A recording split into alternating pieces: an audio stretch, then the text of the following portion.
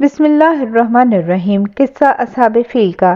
اصحاب فیل کا واقعہ حضرت محمد مصطفیٰ صلی اللہ علیہ وسلم کی ولادت باسعادت سے 50 یا 55 دن قبل ماہ محرم 571 عیسوی میں پیش آیا۔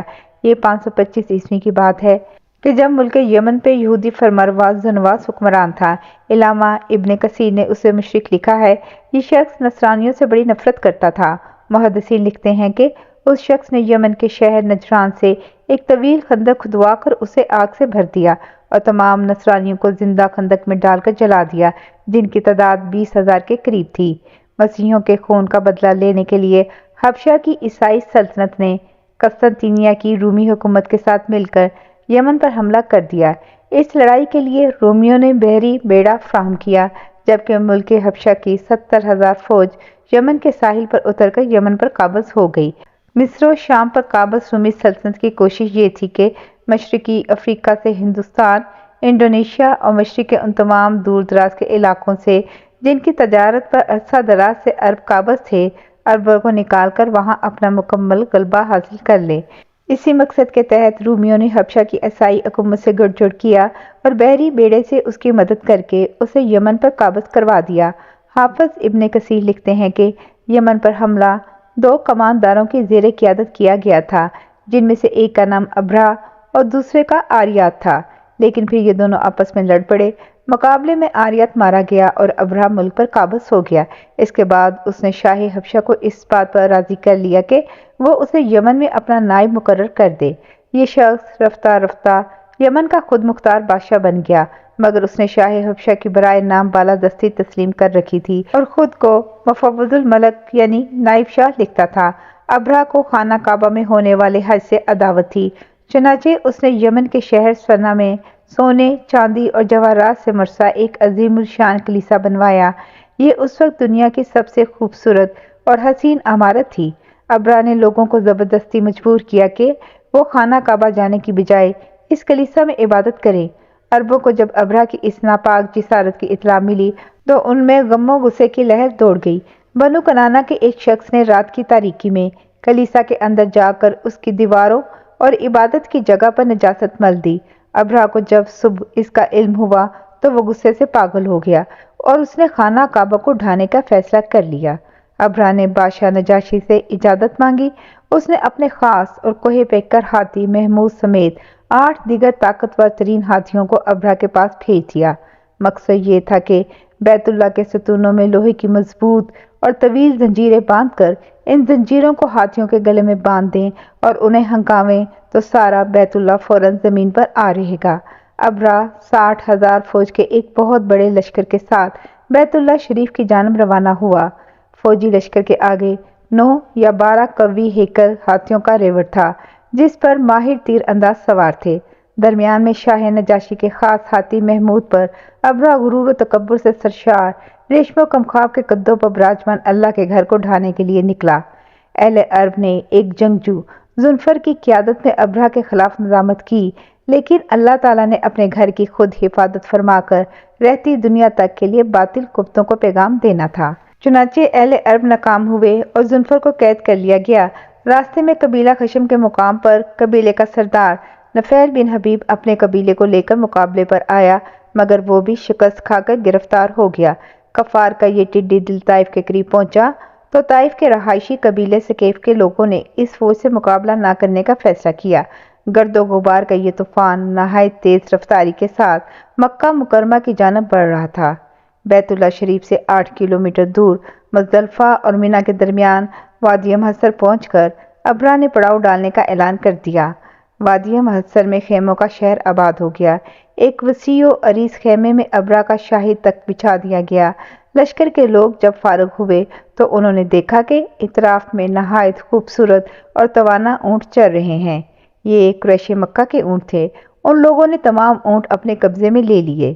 انہی میں 200 اونٹ رسول اللہ صلی اللہ علیہ وسلم کے جد امجد اور رئیس قریش حضرت عبد المطلب کے تھے۔ ابرہہ نے اپنے ایک سفیر حنات کو مکہ مکرمہ میں قریش کے سرداروں کے پاس بھیجا۔ حنات نے مکہ میں لوگوں سے سرداروں کے بارے میں دریافت کیا تو سب نے حضرت عبد المطلب کا پتہ دیا۔ حنات حضرت عبد المطلب سے ملا اور انہیں ابرا کا پیغام دیا کہ ہم یہاں جنگ کرنے نہیں آئے، ہمارا مقصد خانہ کعبہ کو ڈھانا ہے۔ اگر تم نے اس میں رکاوٹ نہیں ڈالی تو ہم تمہیں کوئی نقصان نہیں پہنچائیں گے۔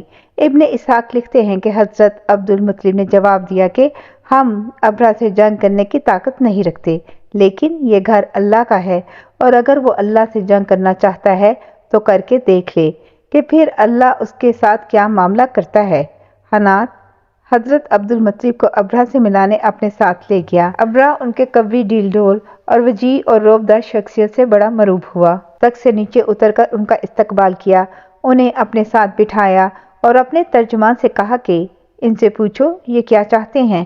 حضرت عبد المطلب نے کہا کہ میں صرف یہ چاہتا ہوں کہ تمہارے فوجیوں نے میرے جو اونٹ اپنے قبضے میں لے لیے ہیں انہیں چھوڑ دیں۔ ابرا نے حیران کن نگاہوں سے حضرت عبد المطلب کی جانب دیکھا اور گویا ہوا، اے مکہ کے سردار، جب میں نے تمہیں پہلی بار دیکھا تو میں تم سے بڑا مرعوب ہوا اور میری نظر میں تمہاری وقت اور عزت تھی، لیکن تمہاری اس گفتگو نے اسے یکسر ختم کر دیا۔ میں تمہارا کعبہ جو تمہارا دین ہے ڈھانے آیا ہوں، تمہیں اس کی فکر نہیں؟ حضرت عبد المطلب نے جواب دیا، اے یمن کے بادشاہ، اونٹ میرے ہیں، مجھے اس لیے ان کی فکر ہوئی، جبکہ کعبہ جس کا گھر ہے وہ خود اس کی حفاظت فرمائے گا۔ ابرا نے بڑے تکبر کے ساتھ کہا، اے رئیس مکہ، آج تمہارا خدا اپنے گھر کو ابرا کے ہاتھوں سے نہیں بچا سکتا۔ چنانچہ اس نے فوری طور پر کعبے کی جانب کوچ کا حکم دے دیا۔ حضرت عبد المطلب اس کے خیمے سے نکل کر فوری طور پر خانہ کعبہ تشریف لائے، جہاں سب قبیلوں کے سردار جمع تھے۔ حضرت عبد المطلب نے ان سرداروں کے ساتھ بیت اللہ کی چوکھٹ پکڑ کر گریہ زاری کے ساتھ دعائیں کیں۔ مشرکین کا یہ معمول تھا کہ ہر مصیبت کے وقت وہ بیت اللہ میں رکھے 360 بتوں کو بھول کر حضرت ابراہیم علیہ السلام کے اللہ ہی کو پکارتے اور اسی سے مانگتے تھے، اور پھر مہربان رب ان کی دعائیں قبول فرماتا اور ان کی حاجات پوری فرما دیتا۔ حضرت عبد المطلب کو یقین تھا کہ اس مرتبہ بھی اللہ تعالیٰ ان مشرکین سے اپنے گھر کی حفاظت فرمائے گا۔ رب کعبہ کے حضور گریہ زاری کے بعد حضرت عبد المطلب اپنی قوم کو ساتھ لے کر مکہ کے مختلف پہاڑوں پہ چڑھ گئے۔ ابرا مکے کی جانب کوچ کا حکم دے چکا تھا۔ صبح ہوئی تو ابرا کے لیے خاص ہاتھی محمود کو خصوصی طور پر آراستہ کیا گیا۔ اسی اثنا میں نفیل بن حبیب، جنہیں راستے سے ابرا نے گرفتار کیا تھا، یہ آگے بڑھے اور ہاتھی محمود کا کان پکڑ کر سرگوشی میں کہا، اے محمود، تو جہاں سے آیا ہے وہیں صحیح سالم لوٹ جا، کیونکہ تو اللہ کے بلد الامین یعنی محفوظ شہر میں ہے۔ یہ کہہ کر اس کا کان چھوڑ دیا۔ ہاتھی یہ سنتے ہی اپنی جگہ پھیل کر بیٹھ گیا۔ ہاتھی بانوں نے اس کو اٹھانے کے لاکھ جتن کر ڈالے مگر وہ ٹس سے مس نہ ہوا۔ اسے بڑے بڑے آہنی تیروں سے مارا گیا، اس کی ناک میں لوہے کا آنکڑا ڈال کر اذیت پہنچائی، لیکن وہ پھر بھی کھڑا نہ ہوا۔ لوگوں نے اس کا رخ یمن کی جانب موڑا تو فوراً کھڑا ہو گیا۔ ہاتھی بانوں نے اسے ملک شام کی جانب چلانا چاہا تو چلنے لگا۔ ہاتھی کو تینوں اطراف سے چلایا تو وہ چلنے لگا، لیکن جیسے ہی اس کا رخ مکہ مکرمہ کی جانب کیا وہ پھر بیٹھ گیا۔ ابھی یہ پریشانی ختم بھی نہ ہوئی تھی کہ ابرا کی فوج کو سمندر کی جانب سے آنے والے بے شمار پرندوں نے گھیر لیا، جن کی چونچوں اور دونوں پنجوں میں چنے یا مسور کی دال کے برابر 3 کنکریاں تھیں۔ یہ پرندے عجیب طرح کے تھے جو اس سے پہلے کبھی نہیں دیکھے گئے۔ یہ کبوتر سے چھوٹے تھے، ان کے پنجے سرخ تھے۔ پرندوں نے یہ کنکریاں ابرا کی فوج پر برسا دیں۔ ایک ایک کنکر نے وہ کام کیا جو ریوالور کی گولی بھی نہیں کر سکتی تھی کہ کنکر جس پر پڑتا اس کے بدن کو چھیدتا ہوا زمین میں گھس جاتا۔ یہ عذاب دیکھ کر سب ہاتھی بھاگ کھڑے ہوئے۔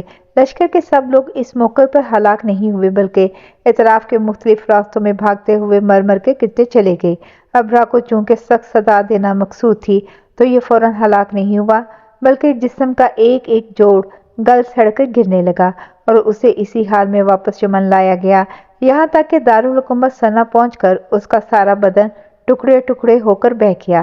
ابرا کے ہاتھی محمود کے ساتھ 2 ہاتھی بان وہیں مکہ مکرمہ میں رہ گئے، مگر اس طرح کے دونوں اندھے اور اپاہج تھے۔ محمد بن اسحاق نے حضرت عائشہ سے روایت کی ہے کہ انہوں نے فرمایا کہ میں نے دونوں کو اس حالت میں دیکھا ہے کہ وہ اندھے اور اپاہج تھے۔ حضرت عائشہ کی بہن حضرت اسما نے فرمایا کہ میں نے دونوں اپاہج اور اندھوں کو بھیک مانگتے ہوئے دیکھا ہے۔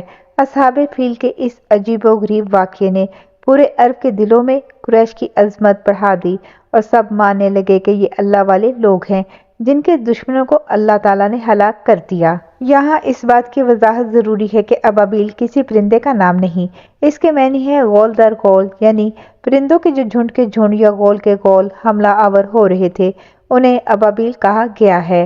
امام راضی رحمۃ اللہ علیہ بیان فرماتے ہیں کہ جو پرندے سمندر کی جانب سے آ رہے تھے ان پرندوں کے بعض جھنڈ سفید، بعض سبز اور بعض سیاہ تھے، چنانچہ جس نے جس رنگ کے پرندے کو دیکھا وہ بیان کر دیا۔ جزاک اللہ خیر۔